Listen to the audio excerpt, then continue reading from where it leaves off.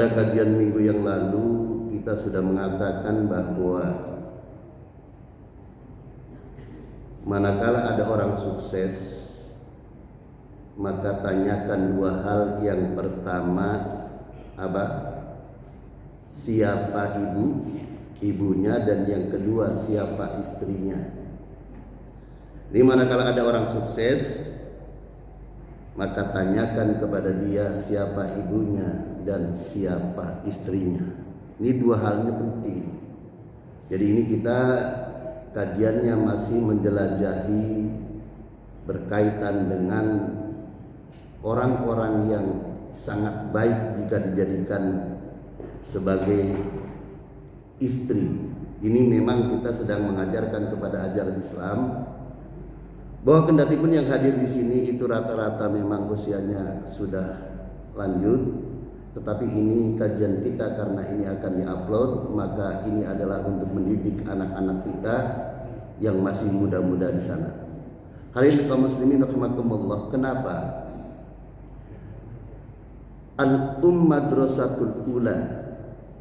Jadi para ulama ketika melihat orang sukses itu siapa istrinya dan siapa ibunya, beliau kemudian mengemukakan madrasatul ula, bahwa sekolah yang pertama kali bagi anak-anak itu ibunya. Ini sangat penting. Makanya bagi para pemuda, ini bukan untuk orang tua ini, bagi para pemuda yang mau ngambil istri, ini pilih, betul-betul pilih. Fal abu muassasaha wa mudiruha. Jadi ayah itu pendirinya dan direkturnya. Bahkan ada yang mengatakan fal abu mudiruha, ayah itu sebagai direkturnya saja. Jadi yang sangat menentukan keberhasilan seorang anak, seorang itu adalah ibunya. Hari ini kaum muslimin rahimakumullah, ini ada kisah di Mesir. Di Mesir itu satu sore, kalau bahasa aslinya di Al-Muhajirin lah, ada pengajian tahfidz. Biasa tahfidz itu memang yang kumpul di situ yang diajari oleh ustadz ahli tahfidz itu ya anak-anak yang sudah biasa di situ. Tiba-tiba nyelonong ada anak 9 tahun. Anak 9 tahun, usia 9 tahun ingin bergabung sama anak-anak yang usianya sudah 15 tahun. Sebelum bergabung, ustadznya itu nanya, ingin mengetahui kemampuan anak itu. Kemudian dengan lembut si ustadz itu bertanya, adakah surat dari Al-Quran yang kamu hafal? Jadi karena ini kita mau digabungkan dengan kelas yang usianya 14-15 tahun. Kan nggak mungkin satu orang ustadz di sini sudah ada 10 orang, lalu kemudian ada satu orang anak 9 tahun mau dibikin kelas sendiri, kan nggak mungkin. Karena itu mau digabungkan, maka tanya, adakah surat yang dalam Al-Quran yang engkau hafal? Anak itu jawab, ada. Lalu kemudian ustadz itu, kalau begitu coba kamu bacakan salah satu surat dari juz Amma. Ketika ustadz itu mendengarkan, wah, anak ini sangat bagus. Bacaannya tartil, fasih, makhorijul hurufnya itu adalah tepat.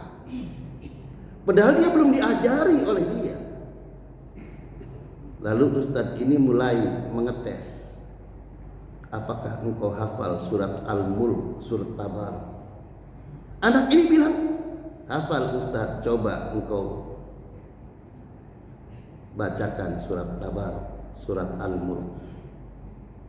Begitu selesai, ustadz itu terkesan, bagus sekali bacaannya, indah, makhorijul hurufnya bagus, mat panjang pendeknya juga bagus.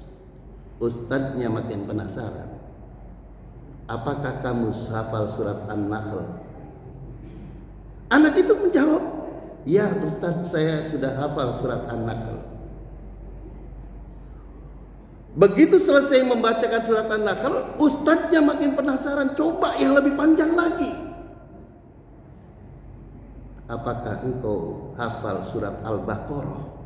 Anak itu jawab, hafal ya Ustaz. Coba engkau bacakan surat Al-Baqarah. Setelah selesai membaca surat Al-Baqarah, anak itu menjawab, Ustaz, aku ini sudah hafal Al-Quran Ustaz. Subhanallah. Mendengar anak itu mengatakan, aku sudah hafal Al-Quran Ustaz, si Ustaz ini mulai berpikir, di lingkungan sini guru tahfidz itu saya, tidak ada yang lain. Kok ini anak bisa hafal? Maka kemudian Ustaznya bilang, nak, besok engkau datang lagi dan ajak orang tuamu kemari. Ustaznya pinter. Engkau besok datang lagi seperti biasa, seperti saat ini, dan ajak orang tuamu datang kemari. Singkat kisah, esoknya ustadznya itu si anak itu datang lagi. Datang bersama bapaknya. Datang bersama bapaknya. Bapaknya itu penampilannya bukan orang hafal Al-Quran. Ya kan kelihatan orang penampilan hafal Al-Quran sama enggak kan, kalau kelihatan Pak. Orang tampang ustadz sama yang preman aja beda. Betul? Betul. Tampang muslimah yang rajin sholat dengan muslimah yang kumel, nah itu beda Pak. Begitu orang tuanya itu, ayahnya itu datang dan tampangnya bukan orang yang tampak hafal Al-Quran, lalu kemudian si ustadz itu agak heran. Belum ditanya, orang tua si anak 9 tahun tadi sudah bilang, Ustadz, memang aku bukan orang alim Ustadz. Aku memang juga tidak hafal Al-Quran Ustadz. Cuma anak ini yang hafal Al-Quran itu ibunya Ustadz. Anak ini dididik oleh ibunya, bukan oleh saya Ustadz. Subhan.